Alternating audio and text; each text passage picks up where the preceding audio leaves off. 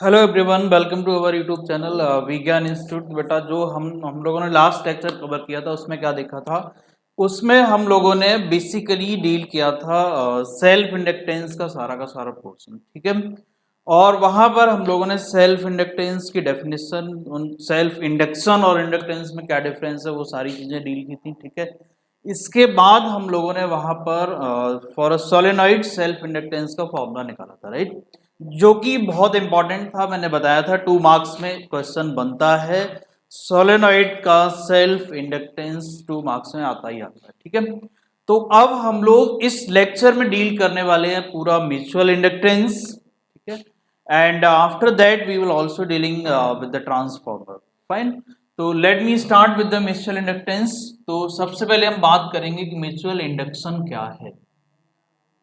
Mutual induction,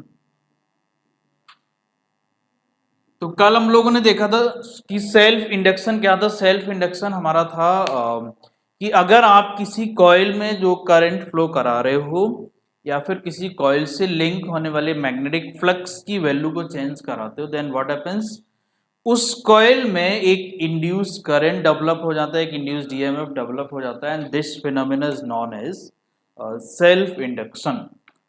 ठीक है, अब म्यूचुअल इंडक्शन क्या है कि भाई अगर मेरे पास एक कॉइल है, ठीक है, ये कॉइल है, इसमें मैंने कुछ करंट फ्लो कराया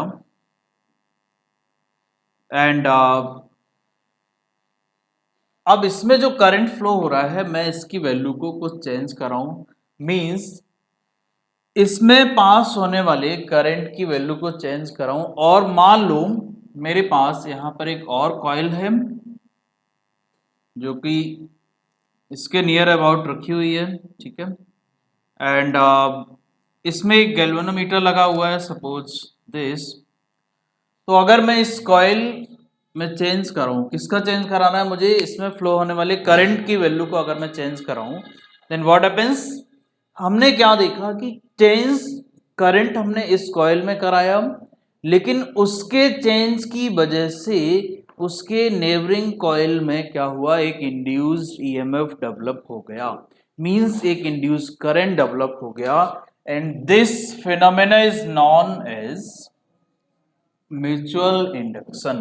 So what is the mutual induction? Mutual induction is basically, it is a phenomena in which an induced EMF is developed in the neighboring coil when there is a change in the current of this primary coil. That coil is basically known as primary coil.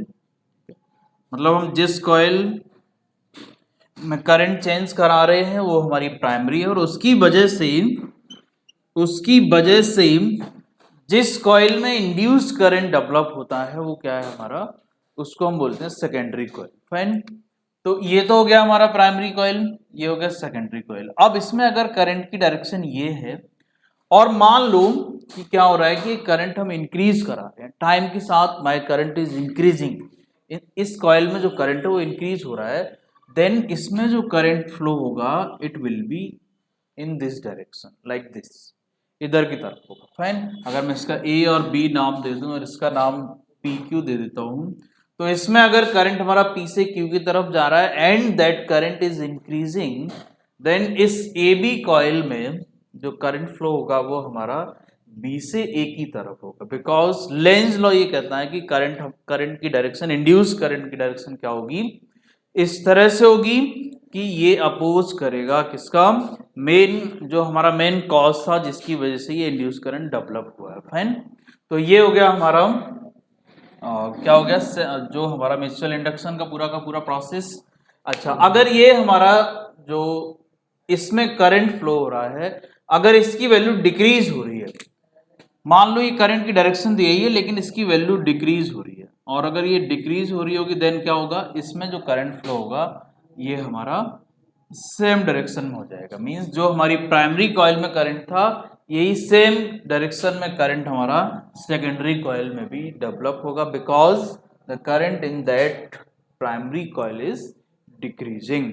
ठीक है, तो ये हमारा mutual induction का phenomena था। इसमें क्या होगा, एक कॉइल में हम करंट चेंज करेंगे और उसकी वजह से दूसरी कॉइल जो उसके नेबर में रखी हुई है यहाँ पर, उस कॉइल में क्या होगा, मैग्नेटिक फ्लक्स जो होता है वो चेंज होगा और उसकी वजह से क्या होगा, एक ईएमएफ डेवलप हो जाएगा and this EMF produces some current and this phenomena is known as mutual induction. Fine. अब बात आती है कि म्यूचुअल इंडक्टेंस क्या है। ठीक है, तो अब हम पढ़ेंगे यहाँ पर म्यूचुअल इंडक्टेंस। कल जो लास्ट लेक्चर था हमारा उसमें हम लोगों ने क्या देखा था, उसमें देखा था हमने कि सेल्फ इंडक्टेंस क्या था। ठीक है, so now what is mutual inductance. तो आपको पता है कि अगर इस कॉइल में एक करंट प्रोड्यूस हुआ है, इंड्यूस्ड करंट प्रोड्यूस हुआ, वो किसकी वजह से हुआ, वो प्रोड्यूस हुआ इसमें चेंज होने वाले मैग्नेटिक फ्लक्स की वजह से। क्लियर, मतलब इसमें कितना मैग्नेटिक फ्लक्स चेंज हुआ उसकी वजह से इसमें एक इंड्यूस्ड ईएमएफ डेवलप हुआ। अच्छा, अब इसमें जो पास होने वाला मैग्नेटिक फ्लक्स है वो किसके ऊपर डिपेंड करेगा, इसके ऊपर जो इस कॉइल से पास होने वाला जो मैग्नेटिक फ्लक्स है वो किस पे डिपेंड करेगा, वो डिपेंड करेगा इसमें पास होने वाले करंट पर। इस प्राइमरी कॉइल में कितना करंट आप फ्लो करा रहे हो उसके अकॉर्डिंग इस कॉइल से पास होने वाला हमारा फ्लक्स होगा। It means flux linked with secondary coil, linked with secondary coil किसके ऊपर डिपेंड करेगा, it depends on current in primary coil. ठीक है, करंट इन प्राइमरी कॉइल, जो प्राइमरी कॉइल में करंट होगा उसके ऊपर डिपेंड करेगा। तो अगर मैं इसको मान लूं कॉइल 1 और इसको मान लेता हूं कॉइल 2, तो इस कॉइल में जो करंट डेवलप हुआ, करंट फ्लो कराया किसमें, हमने 1 में, उसकी वजह से सेकेंडरी कॉइल थी, इसमें कितना फ्लक्स डेवलप हुआ, मान लो इसमें नंबर ऑफ टर्न्स N2 है और ये हमारा क्या है, इसमें फ्लक्स जो पास हो रहा है phi2 है। It will depends on current in first coil और primary coil. So you can say N2 phi2 is equals to MI1, where this M is nothing but this M is known as mutual inductance. This M is known as mutual inductance. Clear, ये एक constant term है। ठीक है, और इस constant को हमने क्या बोल दिया, इसको बोला म्यूचुअल इंडक्टेंस। अब इसको किस तरह से डिफाइन करोगे, M is equals to N2 phi2 upon I1। Clear, N2 phi2 upon I1। तो अब यहां पर क्या करना है आपने, अगर मैं बोलूं कि भाई जो I1 है it is suppose 1 ampere, then what will be M will be N2 phi2। Means primary coil में अगर 1 एम्पियर का करंट फ्लो कराया जाए तो उसकी वजह से सेकेंडरी कॉइल में जितना टोटल फ्लक्स लिंक करेगा, प्रोड्यूस होगा, that linked flux with that secondary coil is known as mutual inductance of these coils। ठीक है, mutual inductance of these coils। अच्छा, अब इसको आप थोड़ा सा और आगे भी एक्सपेंड कर सकते हो, for example using Faraday's law. ठीक है, यूजिंग फैराडेज लॉ, तो फैराडेज ने क्या बोला था, फैराडे ने कहा था कि जो ईएमएफ प्रोड्यूस होगा किसी भी कॉइल में, it will be nothing but d phi over dt। D phi over dt मतलब change in flux, rate of change of flux is nothing but the induced EMF developed in that coil. तो अब induced EMF कितना develop हुआ, ये यहां पर है। तो जब आप इसको यहां रख दोगे तो क्या आ जाएगा, d over dt M I1 and epsilon क्या हो जाएगा हमारा, M कांस्टेंट है, ये हो जाएगा di1 अपॉन dt एंड हेंस यहाँ से M कितना हो जाएगा हमारा, एप्सिलॉन अपॉन di1 अपॉन dt। इसका क्या मतलब हो गया, जो हमारा इंड्यूस्ड ईएमएफ डेवलप हुआ और जो करंट चेंज होने की रेट है कॉइल 1 में, that ratio is known as induced mutual inductance. Clear.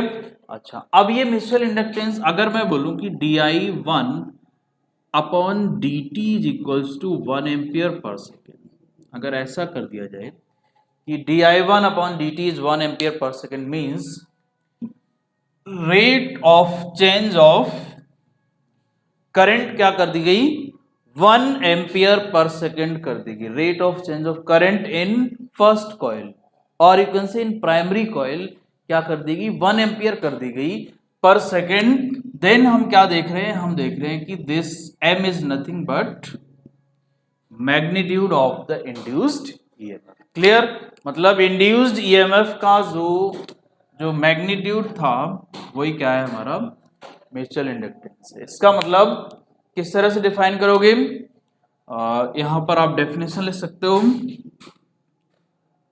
If the rate of change of current in primary coil is 1 ampere per second, then the induced EMF developed in secondary coil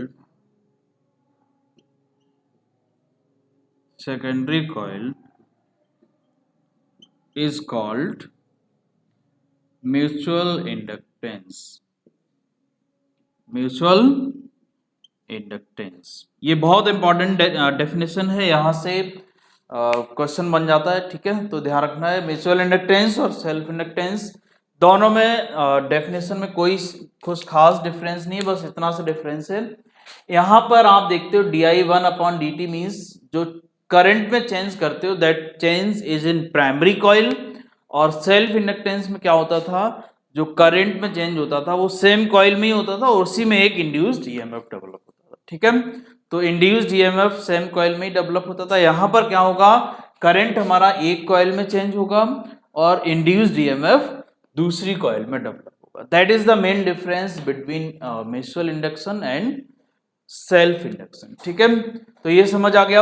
अच्छा, इसकी unit भी पूछ लेता है, mutual inductance की unit क्या है, तो ऐसा यूनिट क्या हो जाएगी हमारी, उसको आप लिख सकते हो इट इज हेनरी, और वेबर पर एम्पियर भी बोलते हैं। ठीक है, और सेल्फ इंडक्टेंस की भी यही यूनिट है और म्यूचुअल इंडक्टेंस की भी है, दोनों की सेम यूनिट है हेनरी। ठीक है, this is the SI unit. ठीक है, चलिए अब हम लोग क्या करेंगे, हम म्यूचुअल इंडक्टेंस निकालेंगे किसका, दो कोएक्सियल सोलेनोइड्स का। मतलब एक कोएक्सियल मींस क्या होगा कि एक सोलेनोइड होगी उसके अंदर एक और सोलेनोइड होगी, तो एक में हम करंट फ्लो कराएंगे और उसकी वजह से दूसरी कॉइल में क्या होगा, फ्लक्स चेंज होगा and then there will be some mutual inductance, वो हम लोग कैलकुलेट करेंगे। ठीक है, जैसे हमने सोलेनोइड के लिए सेल्फ इंडक्टेंस निकाला था, सिमिलरली हमें यहाँ पर म्यूचुअल इंडक्टेंस भी निकालना है। ठीक है, चलिए तो let me start next topic.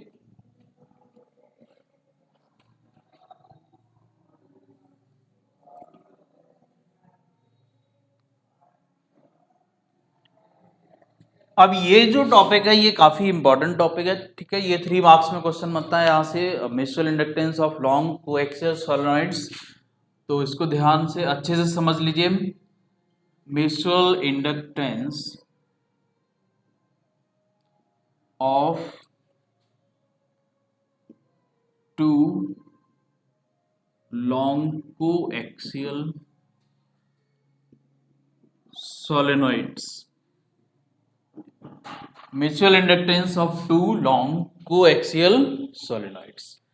अब 2 लॉन्ग कोएक्सियल सोलेनोइड्स है मेरे पास, दिस एक सोलेनोइड ये है,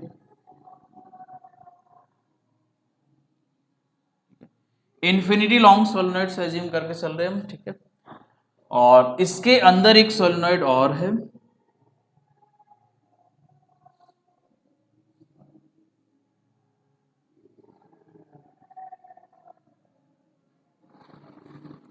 and one is this।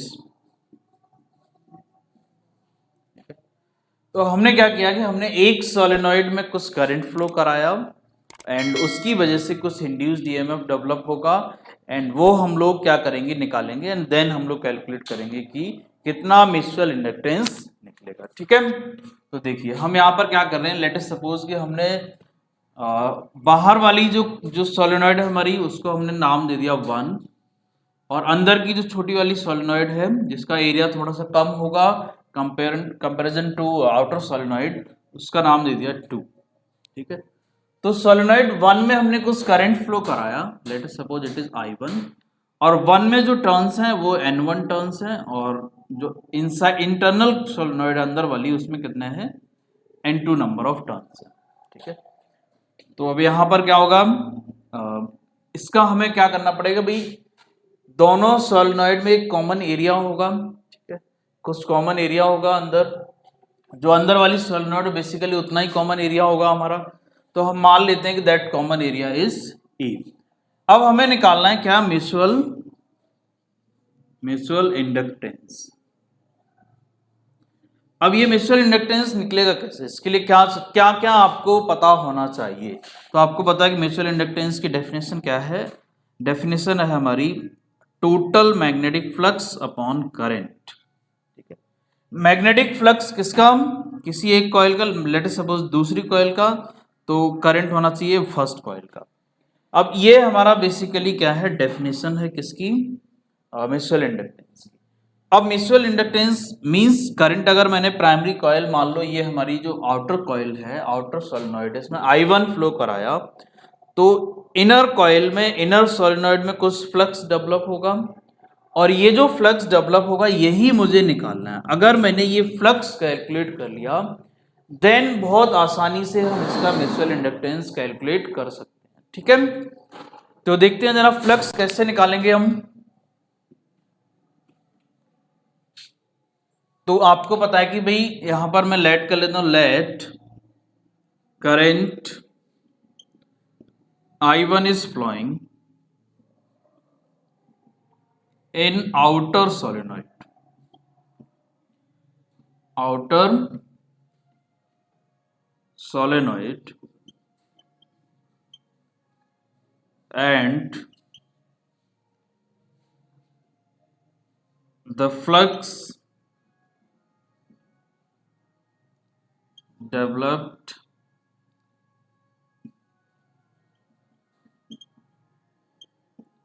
in inner coil due to the magnetic field of outer solenoid. It means कि जो आउटर सोलेनॉइड में करंट फ्लो हुआ, इसके करंट की वजह से क्या होगा, इनर सोलेनॉइड में एक फ्लक्स डेवलप होगा, फ्लक्स लिंक करेगा, और वो फ्लक्स अगर मान लो चेंज हो रहा है टाइम के साथ, वो चेंज कब होगा, जब ये करंट मेरा चेंज हो रहा हो, ये टाइम वेरिंग करंट है।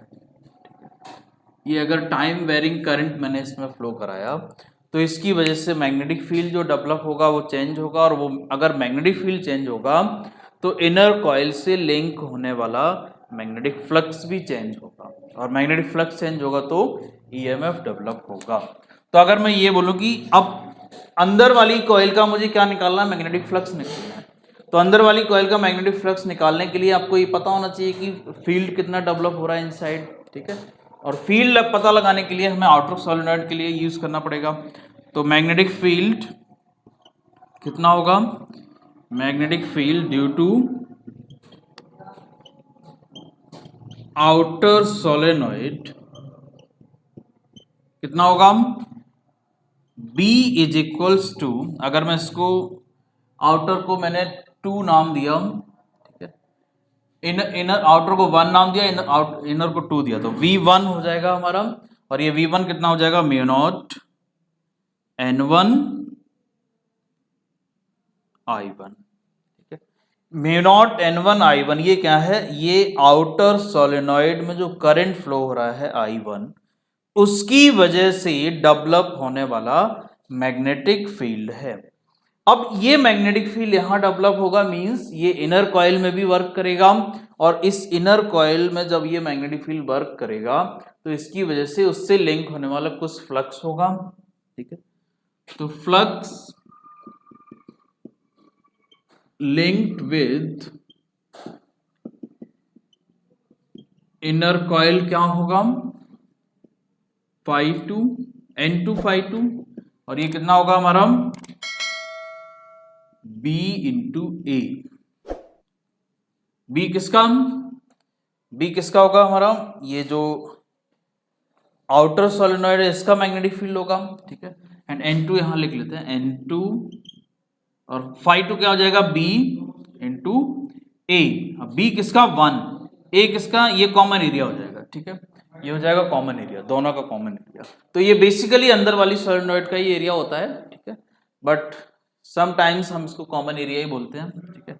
सो अब यहाँ पर क्या आ जाएगा, ये टोटल जो फ्लक्स है हमारा ये क्या हो जाएगा N2, B1 क्या हो जाएगा म्यू नॉट N1 को लिख सकते हो आप N1 upon L, length number of turns per unit length, और इसको क्या लिख सकते हो दिस एरिया, ठीक है।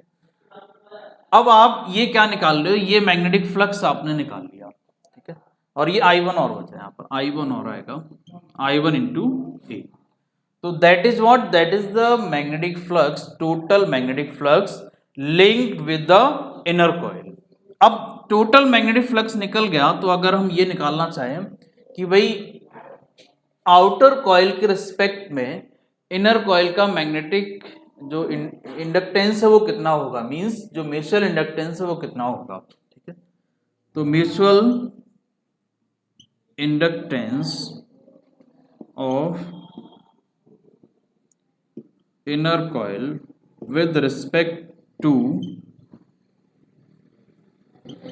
आउटर कॉइल कितना होगा, अगर मैं इसको M12 मान लेते हैं तो क्या हो जाएगा, इनर कॉइल हमारी 2 है तो M21 मानते हैं, M21 क्या हो जाएगा, इनर कॉइल का आउटर के रिस्पेक्ट में हो जाएगा N2 phi2 upon I1। N2 phi2 कितना निकाला हमने, ये रहा। अब अगर N2 phi2 ये आया तो ये कितना हो जाएगा, M21 आ जाएगा मेरा mu naught N1 N2 I1 A upon I1 L, I1 से I1 कैंसिल, ही हो जाएगा M21 is equals to mu naught N1 N2 A upon L। ये क्या है हमारा, ये है mutual inductance of this inner solenoid with respect to outer solenoid. Clear, इसको आप स्मॉल नंबर ऑफ टर्न्स में भी आप कर सकते हो, means number of turns per unit length में भी लिख सकते हो। किस तरह से लिखो, हमला आ गया magnetic mutual inductance of inner coil with respect to outer coil. Fine, इसको आप स्मॉल नंबर ऑफ टर्न्स में भी बदल सकते हो, कैसे, M21 is equals to mu naught N1 को क्या लिख सकते हो N1 इंटू L, और N2 क्या लिख सकते हो N2 into L A upon L, ये L से L कैंसिल आउट हो जाएगा, तो M21 क्या हो जाएगा mu naught N1 N2 A L। ये हमारा number of turns per unit length की टर्म में फॉर्मूला बन जाएगा। Clear, number of turns per unit length. तो ये हो गया हमारा number of turns per unit length की टर्म में। अब यहां पर एक चीज हमें समझ आ गई कि ये तो हमने निकाला M21 means mutual inductance of coil 2 with respect to 1, means inner coil का आउटर के रिस्पेक्ट में निकाला। अगर यहां पर इसका अपोजिट निकालना होता देन क्या होता, अगर हम बोलते भाई M12 निकालेंगे, हम क्या निकालना चाह रहे हैं, हम M12 निकालना चाह रहे हैं, इसकी वैल्यू क्या आएगी, M12 की वैल्यू क्या आएगी, ये हमें कैसे पता चलेगा। तो M12 मींस यहां पर आप अगर ध्यान से देखो तो M12 की डेफिनेशन क्या होगी, M12 की डेफिनेशन होगी 5 N1 phi1 upon I2, means जो फर्स्ट कॉइल है हमारी उसमें जो टोटल मैग्नेटिक फ्लक्स लिंक कर रहा है वो अपॉन करंट जो हमने फ्लो कराया था किसमें, सेकेंडरी कॉइल में या फिर इनर कॉइल में। तो इनर कॉइल की वजह से, उसके करंट की वजह से आउटर कॉइल में जितना फ्लक्स लिंक कर रहा है उसकी वैल्यू और डिवाइडेड बाय दिस। तो यहां पर अब होगा क्या कि जो N2 phi2 हमने निकाला था वो अब क्या आएगा N1 phi1 अपॉन यहाँ I2 आ जाएगा क्योंकि यहाँ I1 था। इनर कॉइल में करंट, यहाँ पहले आउटर कॉइल में करंट फ्लो कराया था, अब किसमें होगा, अब इनर कॉइल में करंट फ्लो होगा।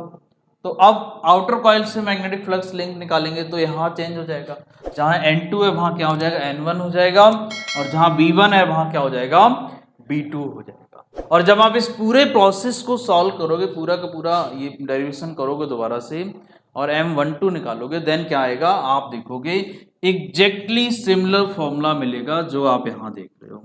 M12 is just equals to M21 and which is what, mu naught N1 N2 A upon L। यही फॉर्मूला आपको मिलेगा। क्लियर? तो इसमें कोई डिफरेंस नहीं आएगा। It means mutual inductance is basically the property of the coils.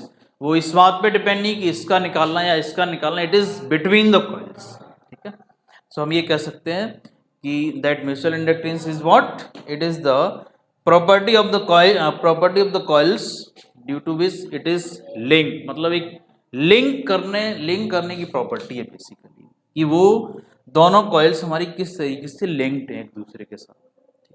तो ये अलग अलग नहीं आएगा, एक कॉइल का दूसरे रिस्पेक्ट में निकालो या दूसरी कॉइल का फर्स्ट के रिस्पेक्ट में निकालो, दोनों की वैल्यू क्या आएगी, सेम आएगी। ठीक है, तो ये हमारा पूरा का पूरा म्यूचुअल इंडक्टेंस की कहानी थी और ये डेरिवेशन इंपॉर्टेंट था। यहाँ पर एक चीज और समझ लो, एक बता देता हूं मैं आपको। अगर हमारी कॉइल्स, दो कॉइल्स से सपोज पैरेलल होंगी अगर वो दोनों, देन जो लिंक मैग्नेटिक जो म्यूचुअल इंडक्टेंस होगा इट विल बी मैक्सिमम, और अगर वो हमारी परपेंडिकुलर हो जाएंगे देन म्यूचुअल इंडक्टेंस की वैल्यू क्या हो जाएगी, जीरो हो जाएगी। ये ध्यान रखना। ठीक है, म्यूचुअल इंडक्टेंस मैक्सिमम कब होगा, जब कॉइल्स लिंक होने, जो हमारी कॉइल्स हैं वो क्या होंगी, पैरेलल होंगी, मींस ये दोनों कॉइल्स इस तरह से, देन जो M होगा इट विल बी मैक्सिमम। ठीक है, और अगर ये कॉइल्स परपेंडिकुलर है, मान लो एक कॉइल ये है और एक कॉइल हमारी इस तरह से, both are perpendicular, in that case जो लिंक मैग्नेटिक फ्लक्स होगा वो जीरो हो जाएगा, मतलब एक से दूसरे का कोई लिंक नहीं होगा, एंड जो म्यूचुअल इंडक्टेंस होगा वो क्या हो जाएगा, वो जीरो हो जाएगा। फाइन, चलिए, तो ये हमारा पूरा का पूरा म्यूचुअल इंडक्टेंस समझ आ गया होगा। 3 मार्क्स में ये बहुत इंपॉर्टेंट है, क्वेश्चन बनता ही बनता है, यहां से ध्यान रखना। एक तो सेल्फ इंडक्टेंस ऑफ सोलेनॉइड हो गया और एक हो गया आपका mutual inductance of two long coaxial. हाँ, तो हम लोगों ने अभी म्यूचुअल इंडक्टेंस पूरा डील किया है। ठीक है, अब हम लोग एक ऐसी डिवाइस को डील करेंगे जो म्यूचुअल इंडक्शन के कॉन्सेप्ट पर बेस्ड है। ठीक है, जिस तरह से आपने अभी पढ़ा, क्या देखा कि म्यूचुअल इंडक्टेंस क्या है, हमारी दो कोएक्सियल सोलेनॉइड्स का, वो आपने देखा बेसिकली क्या था, mu naught N1 N2 A upon L। ठीक है, ये किस वजह से प्रोड्यूस हो रहा था, बिकॉज आपने देखा कि अगर एक कॉइल में कुछ करंट चेंज किया आपने तो दूसरी कॉइल में क्या हो रहा है, एक ईएमएफ प्रोड्यूस हो रहा है। That is the basic concept. ठीक है, जो कि इलेक्ट्रोमैग्नेटिक इंडक्शन का कॉन्सेप्ट है। अब ये इलेक्ट्रोमैग्नेटिक इंडक्शन का जो कॉन्सेप्ट है, इसी पर बेस्ड हमारे पास एक डिवाइस है, that device is called generator, electric generator. ठीक है, अब हम लोग इस जनरेटर को डील करेंगे और ये इंपॉर्टेंट डिवाइस है। ठीक है, इसको ध्यान से समझ लो, एग्जाम में ये भी आता है कभी कभी। तो हालांकि ये आप लोगों ने 10th क्लास में भी डील किया हुआ है ऑलरेडी, तो बहुत ज़्यादा डिफिकल्ट नहीं है, इजी टॉपिक है ये। ठीक है, तो एसी जनरेटर की हम लोग बात कर लेते हैं यहाँ पर। अब देखो, इसको आपने किस तरह से लिखना है, मैंने आपको हमेशा बताया, जब भी आप कोई इलेक्ट्रिकल या किसी भी तरह की डिवाइस के बारे में एक्सप्लेनेशन दे रहे हो तो 4-5 पॉइंट्स होते हैं, उन्हीं के साथ आपने लिखना है। ठीक है, तो जैसे जनरेटर की अगर हम बात करें तो सबसे पहले तो आपने बताना है कि what do you mean by generator, ये है क्या। अबाउट द डिवाइस आपने लिखना है, सबसे फर्स्ट पॉइंट आपका क्या होना चाहिए, अबाउट द डिवाइस आपको लिखना पड़ेगा। अबाउट द डिवाइस क्या लिखोगे, ठीक है, तो ये क्या है, ये एक ऐसी मशीन है या फिर एक ऐसी डिवाइस है which converts mechanical energy mechanical energy into electrical energy. Clear? ये जनरेटर जो है ये क्या है, ये एक ऐसी डिवाइस है जो मैकेनिकल एनर्जी को इलेक्ट्रिकल एनर्जी में कन्वर्ट करती है। इसका अपोजिट भी आप लोगों ने पढ़ा है 10th क्लास में, that was motor, electric motor. उसमें क्या होता था, उसमें इलेक्ट्रिक एनर्जी को मैकेनिकल में कन्वर्ट करते थे। ठीक है, यहां पर मैकेनिकल एनर्जी इलेक्ट्रिकल एनर्जी में कन्वर्ट होगी। ठीक है, तो ये आपने एक सिंपल सी लाइन यहां लिखनी है कि it is an electrical instrument which converts mechanical energy into electrical energy. अब आता है दूसरा पॉइंट कि what is the working principle. Working principle क्या है इसका? तो वर्किंग प्रिंसिपल आपने समझना है। अब आपको पता है कि वर्किंग प्रिंसिपल बेसिकली है क्या, तो इलेक्ट्रोमैग्नेटिक इंडक्शन का ही कॉन्सेप्ट है इसमें। ठीक है, किस तरह से इलेक्ट्रोमैग्नेटिक इंडक्शन का कॉन्सेप्ट है कि आपको पता है कि अगर हमारे पास कोई कॉइल है और उस कॉइल से पास होने वाले फ्लक्स को हम अगर चेंज कराएं, अगर किसी भी कॉइल से पास होने वाले इलेक्ट्रिक फ्लक्स की वैल्यू को चेंज करा दें, देन क्या होगा, उसमें एक ईएमएफ डेवलप हो जाता है, एक वोल्टेज डेवलप हो जाता है। और इसी कॉन्सेप्ट के साथ हमने इस मशीन को डिजाइन किया। तो ये एक इलेक्ट्रोमैग्नेटिक इंडक्शन पर बेस्ड डिवाइस है। और इलेक्ट्रोमैग्नेटिक इंडक्शन क्या है कि whenever the flux linked with any coil changes, what happens, an induced EMF is developed in that coil and hence the current starts flowing. Clear? That is the basic principle of this AC generator. ठीक है, तो ये आप लिख लोगे। AC generator का principal क्या है? Its principle is based on the electromagnetic phenomena of electromagnetic induction. ठीक है, अब उसके बाद आप क्या करोगे, इलेक्ट्रोमैग्नेटिक इंडक्शन का जो है डेफिनेशन दे दोगे कि इलेक्ट्रोमैग्नेटिक इंडक्शन है क्या। तो उसमें लिख देना कि whenever the flux linked with any coil changes, what happens, an induced EMF is developed in that coil and hence the current starts flowing. ठीक है, तो ये हो गया वर्किंग प्रिंसिपल। आफ्टर दैट अब आता है सर्किट डायग्राम। सर्किट डायग्राम आपने बनाना है, सर्किट डायग्राम आपने बनाना है। यहां पर एक ब्लॉक डायग्राम बनाता हूं इसका। इसमें क्या होगा, ये कुछ दो मैग्नेट्स होंगी, मींस जो मैग्नेट होगी हमारी, इसके दो पोल्स होंगे नॉर्थ साउथ। स्ट्रॉन्ग मैग्नेट होगी, इलेक्ट्रोमैग्नेट भी हो सकती है। अगर स्ट्रॉन्ग इलेक्ट्रिकल जनरेटर आपने बनाना है then you can use electromagnet here. अब इस इलेक्ट्रोमैग्नेट के बीच में, इस फील्ड के बीच में क्या होगा, एक कॉइल होती है जिसका नाम होता है आर्मेचर, जिसको हम आर्मेचर बोलते हैं। ठीक है, ये कॉइल है हमारे पास और इस कॉइल में जो है स्लिप रिंग्स लगे होते हैं। ठीक है, ये स्लिप रिंग्स लगे हुए हैं यहां पर।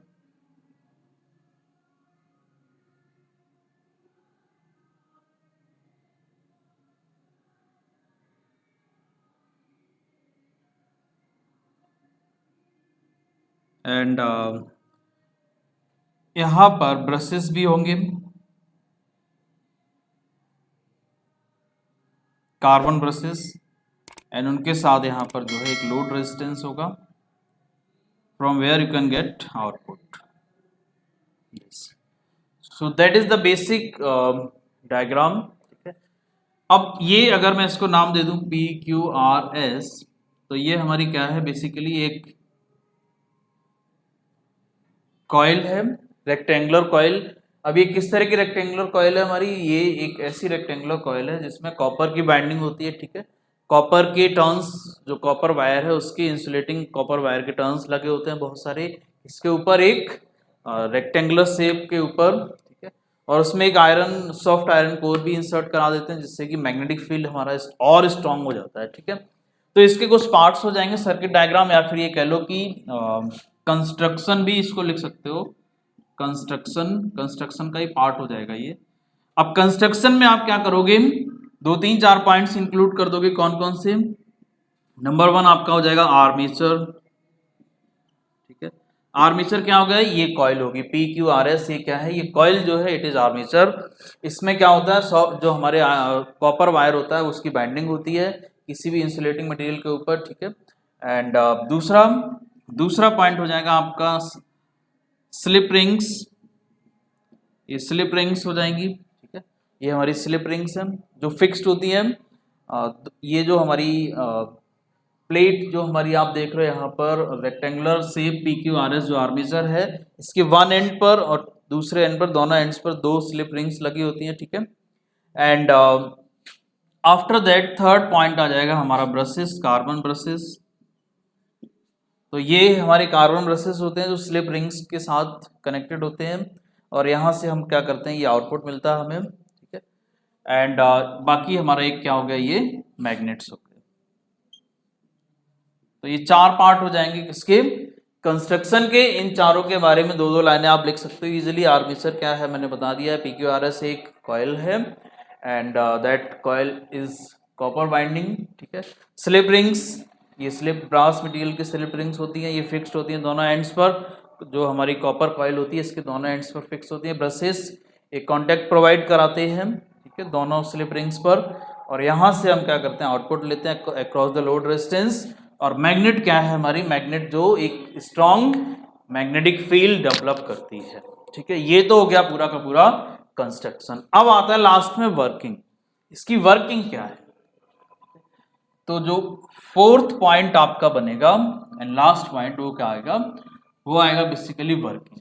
तो अब वर्किंग किस तरह से लिखोगे आप, वर्किंग में कुछ नहीं करना, आपने सिंपली ये बताना है कि भाई किस तरह से वर्क करता है ये डिवाइस हमारी किस तरह से वर्क करती है। तो आपको पता है कि इलेक्ट्रोमैग्नेटिक इंडक्शन के कॉन्सेप्ट पर बेस्ड डिवाइस है। तो अगर ये इलेक्ट्रोमैग्नेटिक इंडक्शन के कॉन्सेप्ट पर बेस्ड डिवाइस है, देन व्हाट हैपेंस कि जैसे ही आपने इसको एक मैग्नेटिक फील्ड के अंदर रखा, और जब आप इसको मैग्नेटिक फील्ड के अंदर रखोगे तो क्या होगा, अगर ये जो कॉइल है ये रोटेट करेगी, देन व्हाट हैपेंस, अगर आप इस कॉइल को रोटेट करा दो किसके अंदर, इस मैग्नेटिक फील्ड के अंदर, नॉर्थ साउथ ये पोल्स में ये मैग्नेटिक फील्ड लगा रखा मैंने। तो अगर आपने इस कॉइल के अंदर इस मैग्नेटिक फील्ड के अंदर इस कॉइल को रोटेट कराया, देन व्हाट हैपेंस, जब ये रोटेट करेगी तो इससे लिंक होने वाला मैग्नेटिक फील्ड जो होगा या मैग्नेटिक फ्लक्स जो होगा वो चेंज होगा, ठीक है। और अगर मैग्नेटिक फ्लक्स चेंज होगा देन क्या होगा, इस कॉइल से जो हमारा बेसिकली मैग्नेटिक फ्लक्स लिंक हो रहा है वो चेंज होगा, तो एक ईएमएफ डेवलप होगा। ये फैराडे ने ऑलरेडी बताया हुआ है, ठीक है। तो अब ये क्वेश्चन यहाँ पर ये बन जाता है कि इससे पास होने वाला मैग्नेटिक फ्लक्स जो है वो चेंज किस तरह से होगा। तो आपको पता है कि मैग्नेटिक फ्लक्स की जो वैल्यू होती है वो क्या होती है, बी ए कॉस थीटा, ठीक है। अब ये तीन चीजों पे डिपेंड है, 1 2 एंड 3 मीन्स या तो मैग्नेटिक फील्ड चेंज कर दो, या एरिया चेंज कर दो, या फिर आप ओरिएंटेशन चेंज कर दो। मीन्स एरिया और मैग्नेटिक फील्ड, एरिया वेक्टर और मैग्नेटिक फील्ड के बीच जो थीटा है इसको वेरी कराओ। तो इन तीनों में से जो भी अगर वेरी करेगा तो मैग्नेटिक फील्ड, कोई भी एक वेरी करा तो मैग्नेटिक फ्लक्स चेंज होगा। तो यहाँ पर कौन सा कॉन्सेप्ट लग रहा है, यहाँ पर ये थीटा वेरी करेगा जब ये कॉइल रोटेट करेगी, देन व्हाट हैपेंस, उसकी वजह से ये एंगल वेरी करेगा, और अगर एंगल वेरी करेगा तो मैग्नेटिक फ्लक्स वेरी करेगा, और अगर मैग्नेटिक फ्लक्स वेरी करेगा देन व्हाट हैपेंस, एक इंड्यूस्ड ईएमएफ डेवलप होगा। और यही इंड्यूस्ड ईएमएफ क्या है, यही बेसिकली क्या है जो मैकेनिकल एनर्जी को इलेक्ट्रिकल में कन्वर्ट किया। इट मींस रोटेशन जिसकी वजह से हो रहा था, रोटेशन में मैकेनिकल एनर्जी थी, कॉइल को रोटेट कराने के लिए मैकेनिकल एनर्जी हमने यूज की, लेकिन हमने रोटेट करा के क्या कर दिया, इलेक्ट्रिकल एनर्जी बना दी, उस मैकेनिकल को इलेक्ट्रिकल में कन्वर्ट कर दिया। तो आप किस तरह से लिखोगे इसको, अब हमें बताएं कि भाई अगर टोटल मैग्नेटिक फ्लक्स हम देखें, अगर n नंबर ऑफ टर्न्स हैं तो कितना होगा total magnetic flux, this will be N B A cos theta, ठीक है। और theta is equals to omega t आप लिख सकते हो, because omega will be the angular speed of this coil, rotation की स्पीड होगी in a particular time t। तो अगर आप theta is equals to t लिख दोगे, theta is equals to omega t लिख दोगे तो क्या आएगा, cos omega t, and using now using Faraday's law. Faraday's law क्या कहता है? Faraday's law कहता है कि जो EMF प्रोड्यूस होगा वो कैसा होगा, उसकी वैल्यू जो होगी this will B d phi b upon dt, d phi b upon dt। अगर आप मॉड निकालोगे तो इस तरह से आ जाएगा, अदरवाइज आप यहां पर विद माइनस साइन भी यूज कर सकते हो दिस। तो क्या आएगा देखते हैं जरा, minus d over d t, और ये क्या है हमारा phi N B A cos omega t. N B A constant बाहर आ जाएगा, एन बी ए माइनस हो गया और ये हो जाएगा D over d T cos omega T. और कॉस ओमेगा टी को जब आप डिफ्रेंशिएट करोगे तो क्या आएगा आप जानते हो, साइन ओमेगा टी आएगा इंटू ओमेगा आएगा, बट विद नेगेटिव साइन आएगा क्योंकि कॉस का डिफरेंशिएशन माइनस साइन होता है, तो वो माइनस साइन इसको क्या कर देगा प्लस कर देगा। So this EMF will be N B A omega sine omega t. इतना ईएमएफ डेवलप होगा, ठीक है, इतना ईएमएफ डेवलप होगा। और ये आप ईएमएफ देख रहे हो कैसा है, ये साइनोसॉइडल है, इट मींस इसका जब आप ग्राफ बनाओगे तो ये ग्राफ कुछ इस तरह का है। So that is why it is AC generator, because ये अल्टरनेटिंग करंट की फॉर्म में, अल्टरनेटिंग करंट का जो फॉर्म होता है वेव फॉर्म, वो भी हमारा इसी तरह साइन वेव होता है, ठीक है, साइन और कॉस। अब यहाँ पर अगर आपको इसको मैक्सिमम करना हो, इसको मैक्सिमम करना हो, देन क्या करोगे, साइन ओमेगा टी 1 होना चाहिए। अगर आप ये पता लगाना चाह रहे हो कितना मैक्सिमम ईएमएफ डेवलप हो सकता है, देन साइन ओमेगा टी 1 हो जाएगा, and this maximum EMF it is known as epsilon naught, क्या हो जाएगा, N A omega N B A omega, that is the maximum EMF, और you can say peak value of the EMF. ये next chapter में use होगा, ठीक है, जब हम लोग एसी डील करेंगे वहां पर इसको हम यूज करेंगे। That is the peak value of EMF. अब अगर मान लो कि जो रेजिस्टेंस हमने वहां पर लगाया था ब्रशेस के अक्रॉस, सपोज ये रेजिस्टेंस अगर आर है, तो कितना हमारा करंट फ्लो होगा वो हम निकाल सकते हैं बहुत आसानी से। कैसे निकालेंगे, ये जो होगा ये क्या बन जाएगा, epsilon is equals to N B A, omega को मैं एप्सिलॉन नॉट लिख देता हूँ, साइन ओमेगा टी हो जाएगा ये, ठीक है। सो करंट जो होगा वो कितना होगा हमारा, I is equals to epsilon upon R, and this becomes epsilon naught sin omega t upon r, and this epsilon naught upon r क्या हो जाएगा, I naught हो जाएगा, I naught sin omega t। तो ये हमारा बेसिकली करंट है जो कि इस जनरेटर से प्रोड्यूस हुआ है, और ये करंट कैसा है आप देख रहे हो, अल्टरनेटिंग करंट है। So that is the reason this generator is known as AC generator, ठीक है। तो इस तरह से ये पूरा का पूरा चैप्टर हमारा एंड हो गया। तो बाकी के कुछ क्वेश्चंस होंगे वो हम लोग नेक्स्ट लेक्चर में डिस्कस करेंगे, ठीक है। And so thank you.